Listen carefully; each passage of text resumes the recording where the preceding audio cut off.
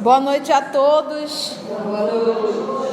Estamos nós reunidos para estudarmos o livro O Consolador. Hoje é a questão 268.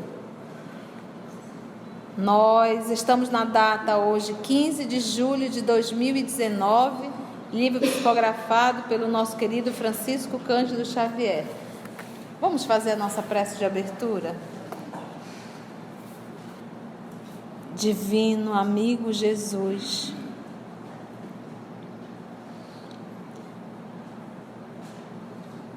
nós mais uma vez aqui estamos na tua casa,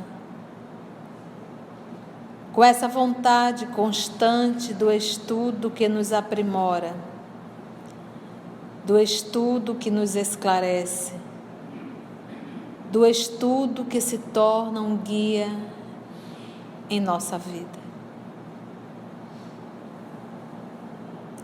Que possamos, amor querido, estar contigo, recebermos a intuição do mundo espiritual, para que esse trabalho possa se transcorrer num clima de paz e de amor.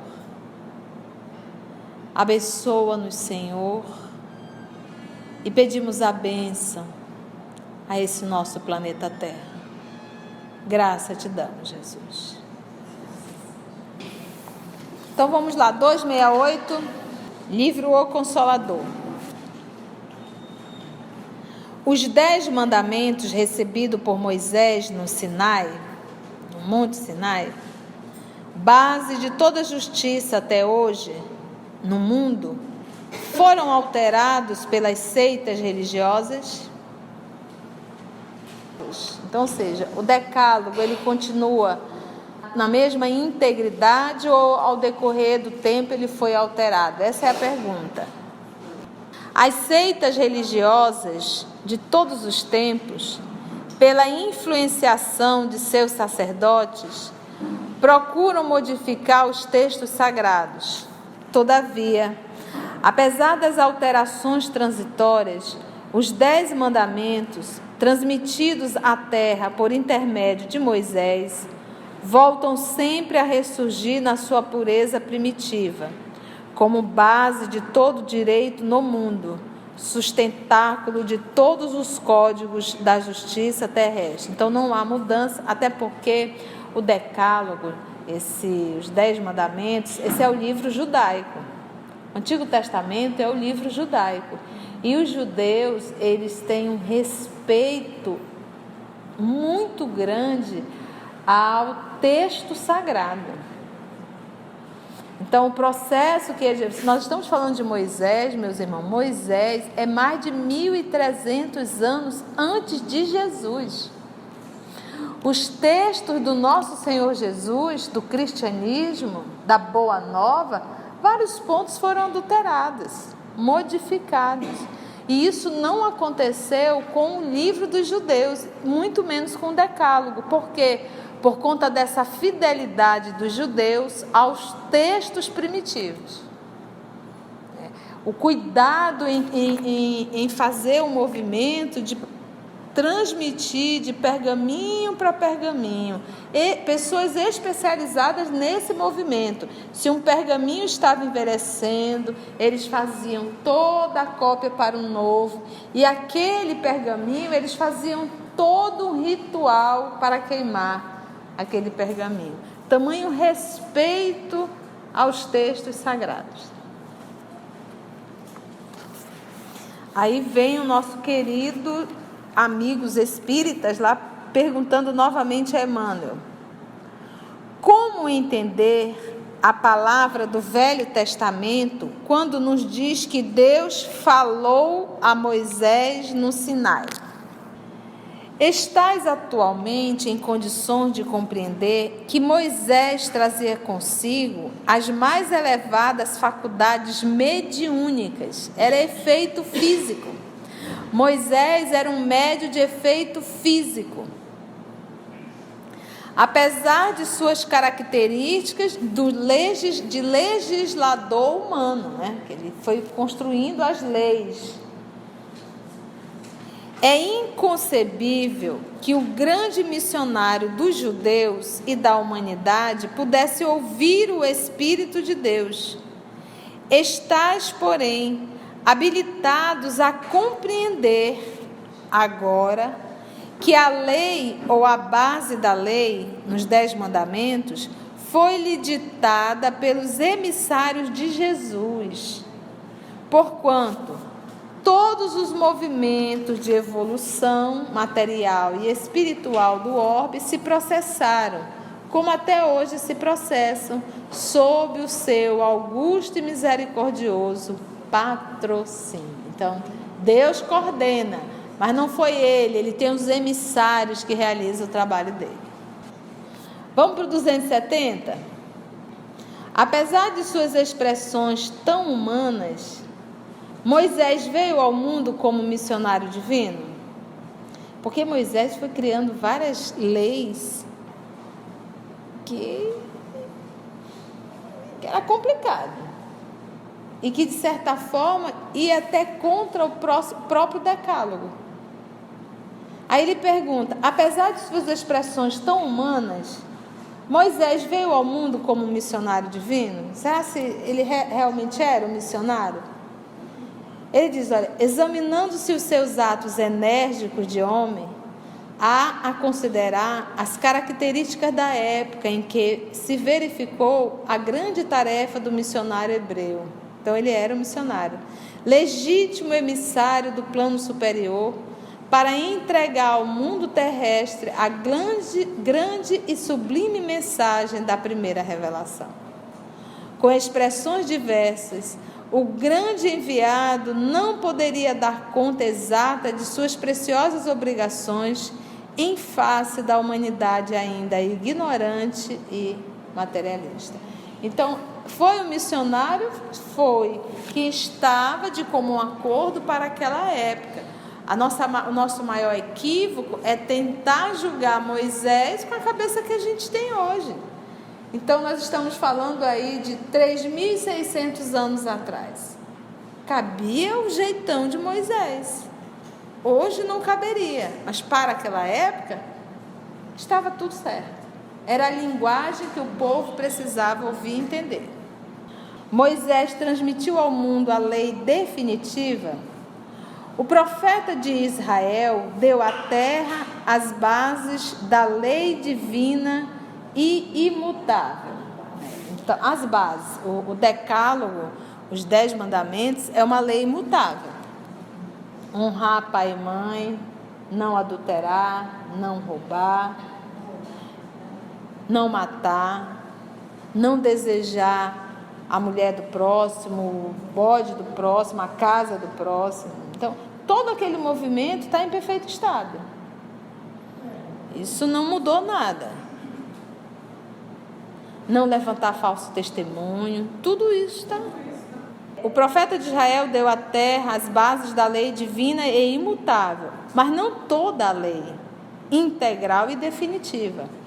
Aliás, somos obrigados a reconhecer que os homens receberão sempre as revelações divinas de conformidade com a sua posição evolutiva. É igual você não pega uma criança de 7 anos de idade e vai querer ensinar lições do ensino superior, nem do ensino médio. Não cabe, não vai entender. Então, à medida que a humanidade vai evoluindo, aí vão chegando as revelações para o entendimento daquele grupo. Até agora, a humanidade da era cristã recebeu a grande revelação em 3 aspectos essenciais. Moisés trouxe a missão da justiça. Até o pessoal disse, a lei de Moisés é olho por olho e dente por dente, a lei de Talião, né? E não é criação de Moisés, ele replica. Na verdade, nós vamos encontrar isso lá atrás no Código de Hammurabi. Olho por olho e dente por dente, é o Código de Hammurabi. Então, que foi antes de Moisés, e Moisés replicou. E que o Espiritismo vem trazendo na verdade, o olho por olho e dente por dente, ele tem que ser substituído pela palavra ação e reação, que é a palavra do nosso Senhor Jesus, quando diz: Pedro, embainha a tua espada, porque quem com ferro fere, com ferro será ferido. Então, olho por olho, dente por dente, é a lei da ação e da reação. O Código de Hammurabi. Até agora, a humanidade da era cristã recebeu a grande revelação em 3 aspectos essenciais. Moisés trouxe a missão da justiça, porque era mais ou menos assim: se eu fosse até a casa da Cecília e matasse a Cecília, que seria a matriarca da casa, o esposo da Cecília ia até a minha casa, matava a minha esposa, os meus filhos e a mim. Então ele não estaria sendo justo. O esposo dela teria o direito, segundo a lei mosaica, de ir até a minha casa e matar só a minha mulher. É olho por olho, dente por dente. Entendeu? Então, parece assim um absurdo nós falarmos isso, mas para aquela época era uma forma de justiça. Você não pode dizimar a família inteira. Ele não matou toda a tua família, tu tem direito de só matar o que ele matou, só um. Se matou 2, mata 2. Se matou 3, mata 3. Se furou teu olho, tu vai lá e fura só o olho dele. Tu não tem direito sobre a vida dele. Então era uma forma de ir colocando uma pseudo-justiça, mas que para a época seria uma justiça. Ação e reação. Ainda a justiça nas mãos do homem, né? O homem querendo fazer justiça. Que hoje o nosso maior desafio é entender que a justiça divina é a melhor, a maior e a mais coerente. Que eu não posso fazer justiça com as minhas mãos. Porque quando eu vou fazer cobrança, eu estou movida de orgulho e de vaidade. E Deus, nosso Pai, não. Se você não quer perder um olho, não tira o olho de ninguém. Se você não quer perder um filho, não vá tirar a vida de filho de ninguém. Porque era basicamente esse movimento realmente. Então, Moisés trouxe a missão da justiça. O Evangelho, que é a segunda revelação, a revelação insuperável do amor. Insuperável quer dizer o quê? Não vai vir mais nenhuma revelação que supere o Evangelho. Porque lembra que quem veio trazer essa lição foi o maior de todos. Foi o nosso Senhor Jesus. Então ele diz: o Evangelho, a revelação insuperável do amor, e o Espiritismo, em sua feição de cristianismo redivivo, traz por sua vez a sublime tarefa da verdade. Essa verdade com V maiúscula, porque se trata de uma verdade divina e não humana. Verdade realmente trazendo a nossa realidade como espírito. No centro das 3 revelações encontra-se Jesus Cristo, como fundamento de toda a luz e de toda a sabedoria. É que, com o amor, a lei manifestou-se na terra no seu esplendor máximo. Lembra que Moisés trouxe o senso de justiça. Jesus veio trazer a revelação insuperável do amor. O Espiritismo, a sublime tarefa da verdade. E ele diz: no centro de tudo, dessas 3 revelações, encontra-se Jesus Cristo como o fundamento de toda a luz e de toda a sabedoria. É que, com amor, a lei manifestou-se na terra no seu esplendor máximo. A justiça e a verdade nada mais são que os instrumentos divinos de sua exteriorização com aquele Cordeiro de Deus, alma da redenção de toda a humanidade. Então, lei sem amor, ela não tem esplendor. A justiça e a verdade, justiça com J maiúsculo, verdade com V maiúsculo, nada mais são que os instrumentos divinos. Qual é a função do instrumento? Dependendo de qual a profissão, se é um músico, um instrumento, vai tocar uma linda música. Se é um marceneiro, vai fazer. Então, o instrumento é o material de trabalho do profissional. Então, o instrumento de Deus é o quê? A verdade e a justiça. A justiça é o instrumento de Deus. Quem lembra do Pinóquio? Qual era o nome da consciência dele? Grilo falante. E o que é a nossa consciência, se não um grilo? O grilo já é um trem que incomoda. Falante, né? Então, foi muito bem inspirado a história do nosso Pinóquio. Porque a nossa consciência nada mais é do que uma consciência, realmente, ela é um grilo falante. Que fica, e a lei de Deus está gravada na consciência. Então, a justiça e a verdade é instrumento de Deus para lapidar essa alma embrutecida que somos. Se eu não tenho consciência, logo a verdade não existe. Ela passa a ter uma ação sobre a minha vida. Mas o fato de eu não a realizar, isso não altera a verdade. Por que ela quer dizer? Olha, eu não tenho consciência da verdade. Eu continuo fazendo erro. Eu continuo errando. Eu continuo como se eu não conhecesse a verdade. O fato de eu não admitir a verdade, porque não é que eu não a conheço, eu a conheço.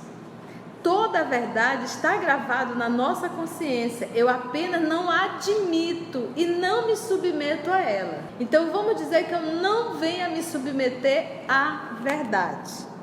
Então o que vai acontecer comigo? Independente das minhas atitudes, eu estou submetido à lei, à justiça. E eu, como estou submetido à justiça, sofrerei as consequências das minhas atitudes.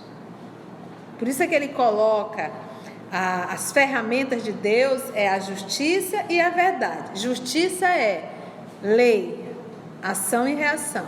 Verdade é o quê? As revelações, que são... Lembra? No Livro dos Espíritos tem uma questão assim. Se a lei está gravado na nossa consciência, por que Deus envia profetas? Aí os Espíritos responderam: para lembrar o que vocês esqueceram. Então a lei está gravada em nós, só que nós esquecemos. E tem alguns de nós que esquecemos ao ponto de estarmos ficando quase que desconectado mesmo. A gente mente sem se sentir. Por hábito, a gente rouba sem se sentir. A gente pede dinheiro emprestado e não devolve. Como é que o espírita consegue fazer uma coisa dessa? Eu fico doidinha pensando. Mas você está entendendo? Então você não se sente mais. Você não se sente. E são coisas que a gente vai fazendo pequenininhas, mas que eu não consigo imaginar um espírito superior fazendo isso. Ou um espírita que está se esforçando. E são coisinhas pequenininhas. Mas vamos prestando atenção.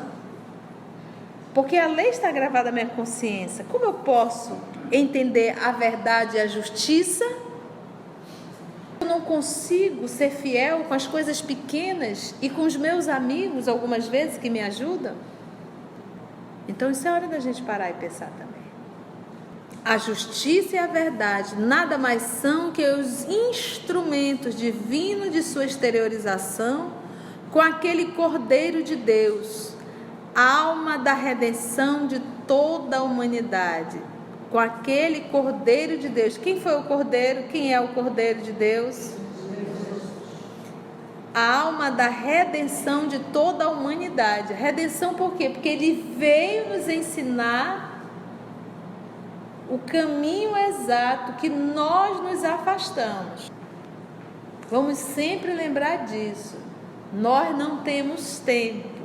Nós somos os repetentes, tá bom? Não fique triste, mas essa é a condição do terráqueo. Nós já estamos atrasados no nosso processo de evolução. E que o comum, o normal, é a humanidade se submeter à lei que já está gravada em sua própria consciência. Nós precisamos que repitam, aí a gente vem para o estudo, estuda, aí repete de novo, e ainda assim a gente tem muita dificuldade para fazer o bem. A verdade, assim, é isso. Nós temos dificuldade para fazer o bem, para ser bom, para ser. A justiça, portanto, lhe aplainou os caminhos, a verdade. A justiça, portanto, lhe aplainou os seus caminhos e a verdade. Consequentemente, esclarece os seus divinos ensinamentos. Eis porque, com o Espiritismo simbolizando a terceira revelação da lei, o homem terreno se prepara, aguardando as sublimadas realizações do seu futuro espiritual nos milênios por vindouro.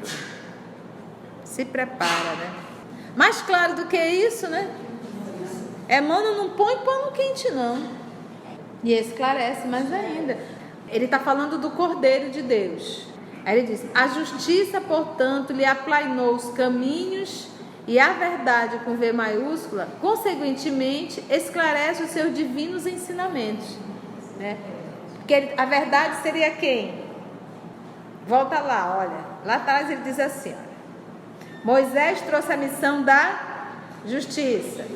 O Evangelho é a revelação insuperável do amor. E o Espiritismo, em sua feição de cristianismo redivivo, traz por sua vez a sublime tarefa da verdade. Então tá, então vamos pegar aqui verdade. Aí ele diz aqui, ó, a justiça, portanto, lhe aplainou os caminhos e a verdade é quem? Espiritismo, por isso nosso Senhor Jesus assina Espírito de verdade. Então vamos lá, finalizando. Portanto, lhe aplainou os caminhos e a verdade, consequentemente, esclarece os seus divinos ensinamentos. Porque o que o Espiritismo faz se não esclarecer os ensinamentos do nosso Senhor? Para que a gente possa entender verdadeiramente. Eis porque, com o Espiritismo simbolizando a terceira revelação da lei, o homem terreno se prepara, aguardando as sublimadas realizações do seu futuro espiritual nos milênios por vindouro. Futuro espiritual. Porque o que nós temos que aprender é nos identificarmos com Deus, como filhos de Deus, como ser pensante, não só um ser animal, mas um ser espiritual. E nos comportarmos como seres espirituais, não como animais, que come, bebe, dorme, procria e trabalha para se sustentar. O animal, ele trabalha para se sustentar. Não tem um animal que trabalha para a comunidade inteira, que faz por amor, não tem esse movimento, porque ele é um animal. Ele não tem nem inteligência, ele tem instinto, que é uma inteligência rudimentar. Então, desse movimento nós já viemos milhões, bilhões de anos nessa experiência. O convite agora é realmente deixarmos essa vida animal e passarmos a exercitar a vida espiritual, para que um dia possamos habitar mundos angélicos. Poxa, tia, como fazer isso? Vamos nos espiritualizar. Qual a significação da lei de Talião? Olho por olho, dente por dente. Em face da necessidade da redenção de todos os espíritos pelas reencarnações sucessivas. Vamos lá. Qual o significado da lei de Talião? E ele meio que está assim, meio que conduzindo Emmanuel a uma resposta, pautado na lei da reencarnação. Quem com ferro fere. A lei de Talião prevalece para todos os espíritos que não edificaram ainda o santuário do amor nos corações. Lembra, essa palavra aqui, santuário, vai reportar o livro Pensamento e Vida, onde o nosso querido Emmanuel nos diz que o santuário de Deus está dentro, no íntimo do homem. E que nós devemos respeitar esse santuário, que não é nosso, é de Deus. Então, ele coloca, a lei de Talião prevalece para todos os espíritos que não edificaram ainda o santuário do amor nos corações, que é o sentimento, e que representam a quase, não fique triste, totalidade dos seres humanos. É por isso que a gente se sente tão em casa. Todo mundo faz a mesma coisa, né? Aí quando tem um muito diferente, a notícia é mundial. Presos ainda aos milênios do pretérito, não cogitaram de aceitar e aplicar. Palavra forte, aceitar e aplicar o Evangelho a si próprios. Então não é uma questão que eu não tenho a informação. Eu não sei, eu não estou preparado. Não, é porque eu não quis aceitar e nem quis aplicar o Evangelho a mim mesmo, permanecendo encarcerados. Só palavras aqui fortes, olha. Quem está encarcerado está o quê? Em círculos viciosos de dolorosas reencarnações expiatórias e purificadoras. Então, eu não quis aceitar, eu não quis aplicar o Evangelho na minha vida. Logo, eu me encarcero em círculos viciosos de dolorosas. Por que círculos viciosos de dolorosas reencarnações? O vício é algo que é um movimento repetitivo e constante. Então eu acabo tendo reencarnações viciosas porque são as mesmas. Eu passo pela mesma prova, eu passo pela mesma prova, eu passo pela mesma prova, eu passo pela mesma prova, simplesmente porque eu nem quis aceitar o Evangelho e não quis aplicar na minha vida. Então, às vezes, nós passamos milênios passando pela mesma prova. E detalhe, tirando zero na mesma prova. A gente se banana sempre na mesma prova. Moisés proclamou a lei antiga, muitos séculos antes do Senhor. Como já foi dito, o profeta hebraico apresentava a revelação com a face divina da justiça. Mas com Jesus, o homem do mundo recebeu o código perfeito do amor. Código perfeito do amor. Lembra quantas leis deixou o nosso Senhor Jesus? Um novo mandamento vos dou. Amai-vos uns aos outros como eu vos tenho amado. Mas com Jesus, o homem do mundo recebeu o código perfeito do amor. Se Moisés ensinava o olho por olho, dente por dente, Jesus Cristo esclarecia que o amor cobre a multidão dos pecados. Daí a verdade de que as criaturas humanas se redimirão pelo amor e se elevarão a Deus por ele, anulando com o bem todas as forças que lhes possam encarcerar o coração nos sofrimentos do mundo. Olha aí. Daí a verdade de que as criaturas humanas se redimirão pelo amor e se elevarão a Deus por ele. Por ele quem? Pelo amor. Anulando com o bem todas as forças que lhe possam encarcerar o coração nos sofrimentos do mundo. Então ninguém faz a renovação com ódio no coração. É aquilo que a gente diz, Jesus deveria... Por que Jesus não impõe a verdade? Gente, a verdade é o amor. Como é que você pode impor o amor a alguém? Já não é mais amor. Se você impõe com a força, você tem que me amar, porque você tem que me amar e pronto. Já não é mais amor, isso não cabe. Por isso que ele diz, anulando com o bem todas as forças que eles possam encarcerar. Esse ato de Deus nosso Pai, de dar o livre-arbítrio, esse já é um movimento de amor. Esse é um movimento de grande amor. 273. Qual é verdadeiramente o segundo mandamento? Não farás imagens esculpidas das coisas que estão nos céus, isso não faz parte da pergunta, e etc. Segundo alguns textos, ou não tomar o seu santo nome em vão, conforme o ensinamento da Igreja Católica Romana, qual é verdadeiramente o segundo mandamento? Vocês lembram do Decálogo? Vamos só lembrar aqui. O primeiro mandamento diz assim, olha: eu sou o Senhor vosso Deus, que vos tirei do Egito, da casa de servidão. Não tereis diante de mim outros deuses estrangeiros. Não fareis imagem esculpida, nem figura alguma do que está em cima do céu, nem embaixo da terra, nem do que quer que esteja nas águas sobre a terra. Não os adorareis e não lhes prestareis culto soberano.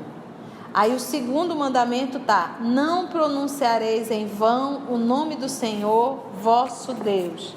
E o terceiro é lembrar de santificar o dia de sábado. O nosso amigo está perguntando a Emmanuel, é assim: qual é verdadeiramente o segundo mandamento? Aí, abre aspas, não farás imagem esculpida das coisas que estão no céu, e etc. Né? E o segundo, alguns textos colocam assim: não tomar o seu santo nome em vão, conforme o ensinamento da Igreja Católica de Roma. Vamos ver a resposta. A segunda fórmula foi uma tentativa de subversão dos textos primitivos, levada a efeito pela Igreja Romana, a fim de que o seu sacerdócio encontrasse campo livre para desenvolvimento das heranças do paganismo, no que se refere às pomposas demonstrações de culto externo. Qual a intenção? Não vou nem mexer nisso. Qual a intenção de Moisés no Deuteronômio, recomendando, abre aspas, que ninguém interrogasse os mortos para saber a verdade, fecha aspas. Isso está em Deuteronômio. A primeira indagação é que ele diz assim: ele era uma lei, que ninguém interrogasse os mortos para saber a verdade. Aí a primeira informação muito agradável é que lá em Moisés ele cria essa lei para que não converse com os mortos. Então quer dizer que o povo fazia. O fenômeno existia lá 14, 15 séculos antes de Jesus. Então o que acontecia? Para ele ter criado essa lei é porque se fazia. Vamos voltar lá. Então, qual era a intenção de Moisés quando falou que ninguém interrogasse os mortos? Antes de tudo, faz-se preciso considerar que a afirmativa tem sido objeto injusto de largas discussões por parte dos adversários da nova revelação que o Espiritismo trouxe aos homens na sua feição de consolador. As expressões sectárias, todavia, deve considerar que a época de Moisés não comportava as indagações do invisível, porquanto o comércio com os desencarnados se faria com um material humano excessivamente grosseiro e o que?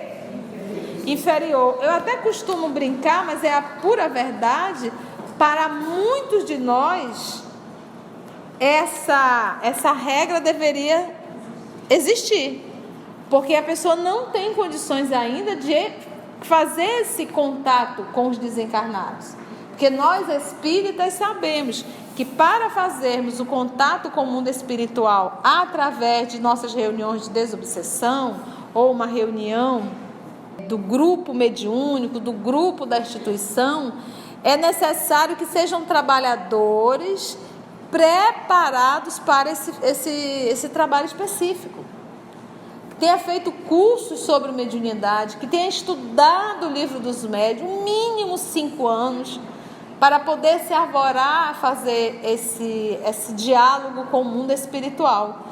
Então, você pegar uma pessoa que não tem absolutamente nenhuma informação, e não é tempo de espiritismo, é preparação para o trabalho mediúnico. Então, deve se proibir verdadeiramente. Às vezes, nós acompanhamos médios totalmente fascinados, grupos mediúnicos totalmente fascinados pela ausência de estudo sério. E aí, dá esse acidente que dá. Então, nós finalizamos mais um item e nosso próximo estudo será os profetas, ok? Agradecemos ao nosso Senhor Jesus, a Deus nosso Pai, e até o nosso próximo encontro.